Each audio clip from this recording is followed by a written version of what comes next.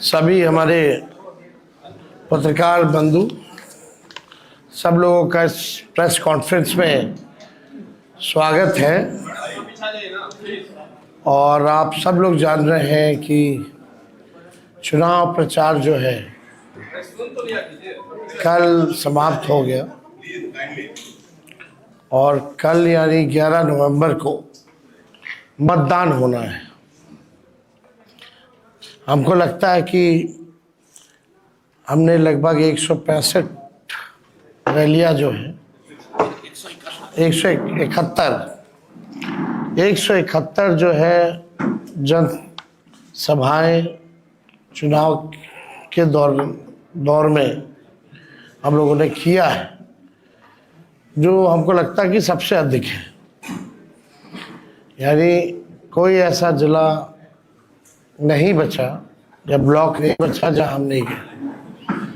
और हर जगह लोगों का जो मूड देखने को मिला वो बदलाव कर रहा, बढ़ चढ़ करके, चाहे कोई जात के भाई हो, कोई वर्ग के हो, कोई धर्म के हो, सब लोगों ने पहले चरण में जो है मतदान किया। और एक ही बात थी कि 20 साल पुरानी जो सरकार है, 20 साल में सबसे ज़्यादा गरीबी, पलायन, बेरोजगारी, ना कारखाना, ना फैक्ट्री, ना उद्योग, ना धंधा, सबसे ज़्यादा पलायन, शिक्षा चिकित्सा चौपट, प्रति व्यक्ति आय में सबसे पीछे बिहार। यानी आप कह सकते हैं कि बिहार के लोगों का ये कहना है कि 20 साल राज करने के बाद भी एनडीए ने बिहार को सबसे अंतिम पायदान पर लेकर के गए, बल्कि 20 साल में डबल इंजन चाहती तो बिहार को नंबर 1 स्टेट बना सकती थी। 11 साल केंद्र में, 20 साल राज्य में। लोग जो है बड़ी संख्या में लोगों ने पलायन किया है बिहार से, 4-5 करोड़, पढ़ाई के लिए, कमाई के लिए, दवाई के लिए लोगों को जो है बाहर जाना पड़ता है। अब बिहार के लोगों को है कि आगे बढ़ना है। अब बिहार के लोगों को सुख सुविधा बिहार में चाहिए। कोई परिवार बिछड़े ना, केवल होली और छठ में ना मिले, बल्कि जिंदगी भर जो है साथ रहे। और बिहार में पढ़ाई, दवाई, कमाई की व्यवस्था हो, उद्योग धंधे, फैक्ट्री लगे, फूड प्रोसेसिंग यूनिट लगे, लोग अब ये चाहते हैं। इसलिए मेरा कहना है कि 171 जो हम लोगों ने रैलियां की पूरे बिहार में, एक सुर से एक आवाज़ आ रही थी कि इस बार बदलाव चाहते हैं, परिवर्तन चाहते हैं। और पहले लोगों ने इस आधार पे वोट किया। अब आपको हम बताना चाहेंगे कि बिहार के लोग जो है इस बार इतिहास रचने जा रहे हैं और इस बार नौकरी वाली सरकार लाने जा रहे हैं, कलम राज को लाने जा रहे हैं। अब बिहार केवल सुर्खियों में नहीं रहेगा, बल्कि अब बिहार सफलताओं में गिना जाएगा।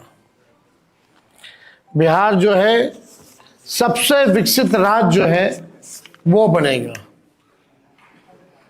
20 सालों में केवल सुर्खियों में रहता है, सफलताओं में कहीं आप देख लीजिए, इवन सदन में भी भाजपाओं के नेताओं से, एनडीए के नेताओं से, मुख्यमंत्री जी से, दो बेकार के जो उप मुख्यमंत्री हैं उनसे हमने पूछा कि एक काम बता दो जिसमें बिहार पूरे देश में नंबर 1 हो।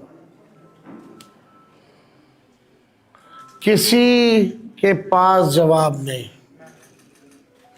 सदन की बात बता रहे, कई बार हमने पूछा, किसी के पास कोई जवाब नहीं था।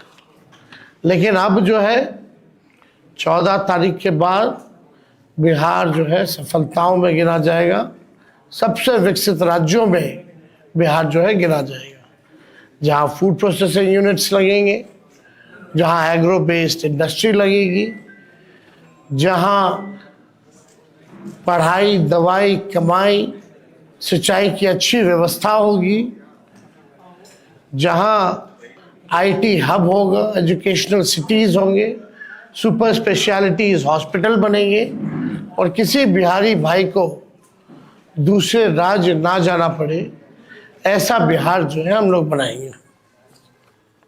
अब चुनाव आयोग से कई हमारी सवाल हैं जो हम पूछना चाहते हैं। हालांकि आप लोगों ने तो सराय रंजन या समस्तीपुर का देखा ही होगा कि पर्चियां जो है किस हिसाब से वीवीपैट का फेंका हुआ था। इसमें कई लोग सस्पेंड भी हुए हैं बाद में, जब हम लोगों ने आवाज़ उठाई तब लोग डरे हुए हैं, सत्ता में बैठे लोग घबराए हुए हैं। कल हमने एक वीडियो भी जारी किया था, आप लोगों ने देखा होगा कि भाई केंद्र मंत्री, गृह मंत्री को कोई काम नहीं है। पटना में लगातार कई दिनों से डेरा बनाए हुए हैं, कई बड़े बड़े अधिकारियों को बुलाया गया है, निर्देश दिए गए हैं, अपने रेंज का देखना है उनको, कहाँ डिस्टर्ब करना है, किन किन व्यक्तियों को चुनाव से पहले उठाना है। मतलब सीएम हाउस से भी एक आध रिटायर्ड अधिकारियों द्वारा लगातार फोन जा रहा है बड़े बड़े जिला के अधिकारियों को, रेंज वाले जितने अधिकारी हैं, बुलाया जा रहा है, निर्देश दिया जा रहा है। तो ये बौखलाहट बताती है कि ये लोग जाने वाले हैं। हम लोगों की पैनी नज़र है, जनता एक पांव पे खड़ी है। हम तो चाहेंगे कि जितने अधिकारी, सूचना हमको उन्हीं अधिकारियों से मिली है जिनको ये निर्देश दिए गए, तो हम तो कहना चाहते भाई जनता एक पांव पे खड़ी है। संविधान का जिन लोगों ने शपथ लिया है, न्यायपूर्ण काम करें, दबाव में ना करें, वरना इस बार जनता जो है मुंह तोड़ जवाब देगी।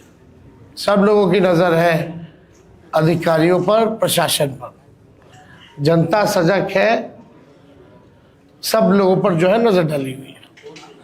बात अब देखिए इलेक्शन कमीशन, पहला चरण का मतदान कब हुआ? 6 नवंबर को। आज हम बैठ के पीसी कर रहे हैं 10 नवंबर को। 4 दिन बाद भी आंकड़े जो है सार्वजनिक नहीं किए गए हैं कि पुरुष ने कितने मतदान किए और महिलाओं ने कितने मतदान किए। कोई भी ऑफिशियल आंकड़ा नहीं आता। पहले भी मैनुअली, पहले के ज़माने में तो उसी दिन उसी समय बता देता था मैनुअली। आजकल तो टेक्नोलॉजी का ज़माना है, फिर भी ये आंकड़ा क्यों छुपाया जा रहा है, सबसे बड़ा मेरा प्रश्न है। 4 दिन हो गया, यानी आप समझिए, मान लीजिए 11 को अगर वोटिंग है और 14 को रिजल्ट है, तो आपको 14 तक पता ही नहीं चलेगा कि कितने पुरुष और महिलाओं ने वोटिंग की। This is a joke. कितना टेक्नोलॉजी का जमाना है, एआई का जमाना है। ये बताओ, अमित शाह और मोदी जी के राज में इलेक्शन कमीशन ठप हो गया है। अरे भाई, इतना तो पहले के ज़माने में उसी दिन उसी वक्त मैनुअली लोग निकाल करके दे देता था कि इतना प्रतिशत जो है पुरुषों ने मतदान किया, इतनी प्रतिशत जो है महिलाओं ने मतदान किया, और ये उम्र के लोगों ने इतना इतना मतदान किया। आप मीडिया के लोग यहाँ हैं, विद्वान लोग हो, ज़रा बताइए, आप लोगों को जानकारी में है क्या ये? कहीं भी ऑफिशियली ये बात आई है? Where is election commission? मतलब भाजपा जितना पाप करेगा सब पे पर्दा इलेक्शन कमीशन डालेगा। भाजपा पाप करता रहे, इलेक्शन कमीशन उसका पाप धोता रहे। इलेक्शन कमीशन टूल बन गया, लग रहा है मर गया है। ये तो सिंपल सी बात है भाई। विदेशों में कितना देश का नाम बदनाम करेंगे। विदेशी पत्रकार भी अगर पूछेंगे भाई कितना रेशियो है, 4 दिन हो गया चुनाव को, अब तक नहीं आया, तो देश का तो मजाक उड़वा रहे हैं लोग। तो हम तो जानना चाहेंगे कि भाई जल्द से जल्द दे दो। ऐसा जो आप लोगों का रफ्तार है, लग नहीं रहा कि दूसरा फेज वाले का पता भी चल पाएगा कि कितना रेशियो में किसने किसने कितना मतदान किया। आपको हम बता दें कि सीसीटीवी लगातार जो है कई जगह जो है, जो स्ट्रांग रूम का वो जो है बंद आ रहा है। उसमें हमारे पार्टी के लोग सजग हैं और कहीं भी कुछ आता है तो हम लोग कंप्लेन भी करते हैं, लेकिन ये बार बार लगभग हर जगह जो है स्ट्रांग रूम का जो सीसीटीवी है वो बंद हो जा रहा है। आखिर क्या कारण है? इसमें चुनाव आयोग को जो है सफाई देने की जरूरत है। और आपको हम इंटरेस्टिंग डेटा बताना चाहते हैं जो इलेक्शन कमीशन ने अमित शाह जी के निर्देशों पे शायद किया होगा। एक तो आंकड़ा हम आप लोगों के सामने रखना चाहते हैं। ये आंकड़ा भाजपा या एनडीए शासित इन राज्यों से आए हैं जवान। उत्तर प्रदेश से 40 कंपनियां, गुजरात से 27 कंपनियां, मध्य प्रदेश से 23 कंपनियां, असम से 15 कंपनियां, महाराष्ट्र से 25 कंपनियां, छत्तीसगढ़ से 15 कंपनियां, राजस्थान से 10 कंपनियां, मिजोरम और हरियाणा से 8-8 कंपनियां, नागालैंड से 15 कंपनियां, मेघालय से 7 कंपनियां, गोवा से 6 कंपनियां, त्रिपुरा से 5 कंपनियां और उत्तराखंड से 4 कंपनियां, यानी कुल 208 कंपनियां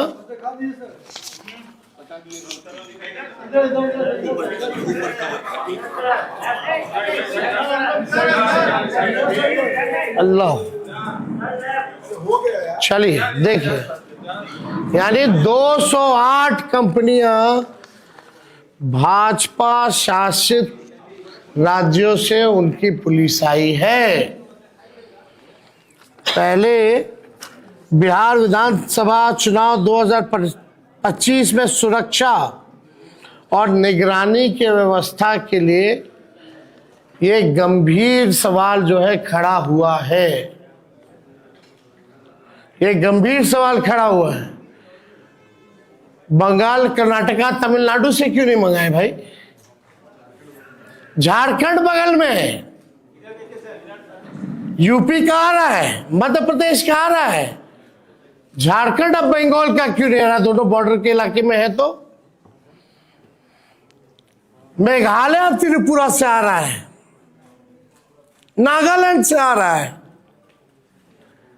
लेकिन झारखंड, बंगाल और आपका तमिलनाडु, कर्नाटका जैसे राज्यों से क्यों नहीं आ रहा? केरला से क्यों नहीं आ रहा?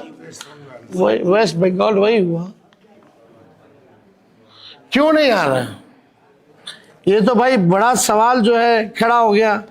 पुलिस ऑब्जर्वर में तो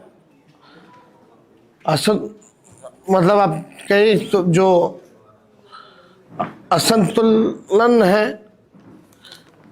ये जो भी 243 विधानसभा में 68% पुलिस ऑब्जर्वर बीजेपी शासित राज्यों से। आप समझ जाइए, 68% पुलिस ऑब्जर्वर जो है वो बीजेपी शासित राज्यों से हैं। पहले ये जितने भी लोग होते थे वो CAPF यानी सेंट्रल केंद्रीय अर्धसैनिक बल के जो लोग होते थे उनको लगाया जाता था ताकि निष्पक्ष जो है ऑब्जर्विंग जो है वो हो। लेकिन इस बार 68% यानी हमने आपको आंकड़ा दिया 208 कंपनियां भाजपा शासित राज्यों में से। अब ये तो देख लीजिए, अमित शाह जी आए इसीलिए ना, डेरा काहे जमाए हुए हैं गृह मंत्री, देश में थोड़ी और कोई काम है। जहां चुनाव है वहां बेईमानी वाला काम है, पूरा धन बल छल कपट सब लगा रहे, कोई चीज का कभी नहीं छोड़ रहे। लेकिन फिर भी ये अमित शाह बिहार को उपनिवेश बनाना चाहते हैं, बाहरी लोग कब्जा करना चाहते हैं, बिहारी होने नहीं देगा। इस बार करारा जवाब मिलेगा, जनता से अब मिल रहा है। ये लोग बौखलाहट में इस तरह का काम कर रहे हैं क्योंकि इनको पता है कि ये लोग जो है जाने वाले हैं। अब सवाल देखिए, मोदी शाह जी ने बिहार को जितना बदनाम किया, जो बात बिहार के बारे में बोल रहे हैं, क्या वो गुजरात के बारे में ऐसा बोल सकते हैं? गुजरात में क्या क्या बातें करेंगे, वो फैक्ट्री की बात करेंगे, उद्योग की बात करेंगे, और यहाँ अगर उनकी पूरी भाषा और पूरा वाक्य देखिएगा या शब्दों का चयन देखिएगा तो नेगेटिव, नकारात्मक। मतलब हम लोग भी चाह रहे थे कि भाई प्रधानमंत्री जी आ रहे हैं, इतना सभा किए हैं ऑफिशियली अनऑफिशियली, कम से कम एक रोड मैप, एक विजन तो बता दो प्रधानमंत्री जी कि आप अगला 5 साल बिहार को कैसे आगे बढ़ाइएगा। 11 साल तो बढ़ा नहीं पाए प्रधानमंत्री रहते हुए, 20 साल में बिहार आगे बढ़ा नहीं। अब जो है जुमलेबाजी और तरह तरह के गाने फाने जो है गा रहे, कोई मतलब नहीं है। प्रधानमंत्री आजकल लगता है कि भाई पता नहीं कौन सा वेब सीरीज देख रहे हैं भाई। इतना फुर्सत का समय प्रधानमंत्री के पास, कौन सा वेब सीरीज प्रधानमंत्री देख रहे हैं समझ में नहीं आ रहा। तेजस्वी यहाँ कलम बांटता, नौकरी बांटा, आपको नजर नहीं आया प्रधानमंत्री जी? हाँ, प्रधानमंत्री जी ने जितना इनको सम्राट चौधरी, दिलीप जायसवाल, मंगल पांडे का भ्रष्टाचार और फर्जीवाड़ा नहीं दिखा, क्या सवाल प्रधानमंत्री जी इन लोगों से किया? नहीं करेंगे ना। सम्राट चौधरी ने क्या क्या किया है भाई, दिलीप जायसवाल जी का क्या क्या है, मंगल पांडे का क्या क्या है, अशोक चौधरी वगैरह लोग छोड़िए, कितना ऐसा लिस्ट हम लोग गिनाएंगे। कोई सवाल तो नहीं करता इन लोगों से प्रधानमंत्री जी। और आपको तो बिहार के दुर्दांत अपराधियों के साथ मंच साझा किया। क्या प्रधानमंत्री की नजर हुल्लास पांडे, मनोरमा देवी, आनंद मोहन, सुनील पांडे, राजवल्लभ, अनंत सिंह साधु महात्मा लगते हैं? ये प्रधानमंत्री को बताना चाहिए, क्या वो साधु महात्मा है? ये लोग मंच साझा कर रहे थे। और तो और छोड़िए, सृजन घोटाले वाले मुख्य आरोपी विपिन शर्मा का विशेष पास बनवा करके उन्होंने एयरपोर्ट पर बुला करके पीठ ठोका है। आप समझ जाओ, वाह रे वाह प्रधानमंत्री जी, कथनी और करनी में कितना अंतर है। थोड़ा सा भी तो लज्जा आना चाहिए कि बोल क्या रहे हैं, कर क्या रहे हैं। थोड़ा सा अपना पुराना भाषण ही बिहार का पढ़ लीजिए। आपको तो बिहार आने में शर्म आना चाहिए था, फिर भी आपने जो है कोई मर्यादा नहीं रखी। सृजन घोटाले वाले विपिन शर्मा को बुला के पीठ ठोक रहे हो भाई, जो मुख्य आरोपी है, विशेष पास बनवा करके। अनंत सिंह, हुलास पांडे, राजबल, मनोरमा देवी, आनंद मोहन, सुनील पांडे बड़े अच्छे लोग हैं। ये लोग तो कुछ चलाते नहीं हैं, मिलता नहीं है ना। ये लोग तो भोलेनाथ पे दूध चढ़ाते हैं, है ना। वही है, भाजपा में जाओगे तो पाप धुल जाएगा। गंगा जी में नहाइएगा, गारंटी नहीं है कि भैया पाप धुले कि ना धुले, लेकिन आस्था हम लोगों की है गंगा जी के प्रति। लेकिन ऐसे ऐसे लोगों की आस्था गंगा जी से ज्यादा मोदी जी और अमित शाह में है। कुछ करेंगे, पाप धुलने की गारंटी जरूर है। यही हो रहा है। अब हम क्या क्या हम बोले, अब तो हमको तो बोलना भी ठीक नहीं लगता। अब बताइए, 30,000 करोड़ रुपया चुनाव में रिश्वत दी गई, 10-10 हजार रुपया, टोटल कितना? 30,000 करोड़। चुनाव आयोग मौन, चुनाव के दिन भी खाते में आ रहा है पैसा 10,000। ये रिश्वत नहीं है तो और क्या है भाई? फिर भी जनता इनको करारा जवाब दे रही है। क्या इन लोगों ने नहीं किया इस पूरे चुनाव में? दिल्ली में 1 साल हो गया, दिल्ली में क्या क्या वादा इन लोगों ने किया था? महिलाओं का पैसा नहीं दिया अब तक। अमित शाह ने कहा कि भाई यूपी चुनाव में उन्होंने कहा था कि भाई दिवाली और होली पर सिलेंडर जो है मुफ्त में दिया जाएगा। जरा जाके यूपी वालों से पूछो बगल में कि सिलेंडर मुफ्त में मिला कि नहीं मिला। और इन लोगों ने रिश्वत जो दी है वो तो कर्जा है, वो तो ये लोग इंटरेस्ट के साथ लेंगे। लेकिन तेजस्वी जो माई बहन मान योजना के तहत देगा, 14 जनवरी का तारीख आप लोग याद रखिए। सरकार तो हम ही लोग बना रहे हैं। माई बहन मान योजना के तहत मकर संक्रांति दही चूड़ा वाले दिन अपने माताओं और बहनों के खाते में 30,000 रुपया डाला जाएगा। और ये आर्थिक न्याय के तौर पे महंगाई से सामना करने के लिए उनको सहयोग राशि दिया जाएगा। और ये निरंतर जो है ये प्रक्रिया चलती रहेगी, हर महीने चलता रहेगा। इसलिए 1 साल का एक साथ 30,000 रुपया हम लोग दे रहे हैं, यानी महीने का 2,500 के हिसाब से 12 महीने का 30,000। तो ये हम लोग तो करेंगे ही करेंगे। लेकिन आप देखिए स्थिति जो है क्या से क्या हो गया है। अब पूरे विश्व में नरेंद्र मोदी ने बिहार और बिहारियों को गाली दिलवाने का काम किया। लगता है प्रधानमंत्री जी आजकल असला बारूद और तोप खाने वाले डिक्शनरी पढ़ रहे हैं। और हमने पहले भी कहा कि भाई हो सकता है कि वेब सीरीज भी देख रहे होंगे। प्रधानमंत्री जी को नौकरी, रोजगार, विकास की बात करनी चाहिए। ये हम लोग जो है चाहते हैं कि भाई कम से कम इस पे हम लोगों ने कोई बात नहीं सुनी कि प्रधानमंत्री जी ने क्या बात की।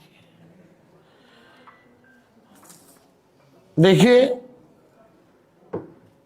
साफ तौर पे हम लोग जब आएंगे तो जिस परिवार के पास सरकारी नौकरी नहीं है उस परिवार में एक सरकारी नौकरी हम लोग दिलाएंगे। हर जात हर धर्म में बेरोजगारी है। इसका मतलब ये है कि हर जात हर धर्म में नौकरियां मिलेंगी। तेजस्वी सबको साथ लेकर के चलेगा। माई बहन मान योजना का हमने बताया। जीविका दीदियों को मानदेय 30,000 रुपया किया जाएगा, स्थायी किया जाएगा। जो समूह है, जो कैडर है, जो दिन रात काम कराती है सरकार, उनके लिए, अन्य जीविका दीदियों के लिए, कैडर समूह के लिए 2,000 मानदेय। और जो इंटरेस्ट जो लेती है, देना पड़ता है उनको, वो इंटरेस्ट जो है माफ किया जाएगा। और 5 लाख रुपए का बीमा हम लोग कराएंगे। इससे पहले हम लोगों ने ये ओल्ड पेंशन स्कीम जो है ओपीएस, वो हम लोग लागू करेंगे। ओपीएस को लागू किया जाएगा। जो अभ्यर्थी जो बहाली के लिए होंगे उनका फॉर्म जो है 0 निःशुल्क फ्री कर दिया जाएगा। फॉर्म फीस नहीं लगेगा।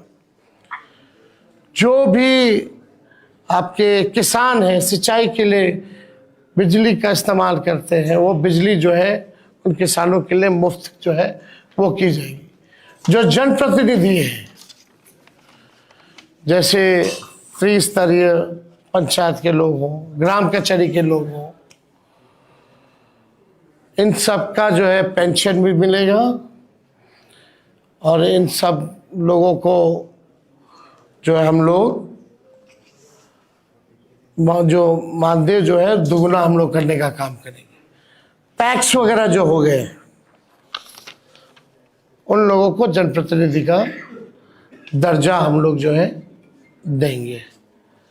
तो हम लोग कई ऐसी योजनाएं, बेटी योजना हो, माँ योजना हो, ये सब योजनाओं को हम लोग जो है लागू करेंगे।